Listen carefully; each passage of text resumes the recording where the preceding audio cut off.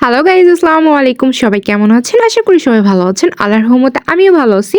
আর আজকে কয় তারিখ বলেন তো? আজকে হচ্ছে ৭ তারিখ। সবাই জানেন যে আজকে জাতীয় নির্বাচন। সো আজকে হচ্ছে কম বেশি সবাই ভোট দিয়েছেন আশা করি। আমিও বাসা থেকে বের হয়ে গেছি ভোট দেওয়ার জন্য। তো আমি আসলে খুবই এক্সাইটেড ছিলাম, কারণ আগে আমি ভোট-টোট তেমনভাবে দেওয়া হয় নাই। এজন্য ভাবলাম যে যাই। তো আমি অনেক উৎসাহ নিয়ে আরকি ভোট দিতে বের হলাম। তো এইখানে আমি এবং আব্বু আর আম্মু আর আয়াত বাবু আমরা ৪ জন মিলে আমরা হচ্ছে ভোটের মাঠের দিকে রওনা দিলাম।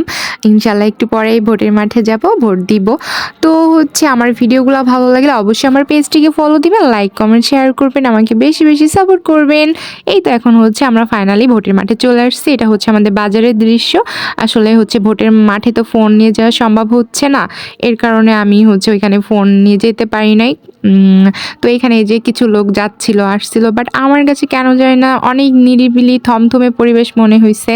একদমই লোকজন অনেক কম পরিমাণে ভোটের মাঠে আসছে ভোট দিতে। একদমই কোনো ভিড় নাই, লোকজন নাই। কেমন জানি একটা নিরিবিলি পরিবেশ। আসলে আগে ছোটবেলায় ভোট দেওয়ার যে দিনগুলো তখন দেখছি অনেক ভালো লাগতো, অনেক মজা হইতো সব কিছুতেই। বাট এখন কেমন জানি সেই আনন্দটা নাই, মজাটা নাই।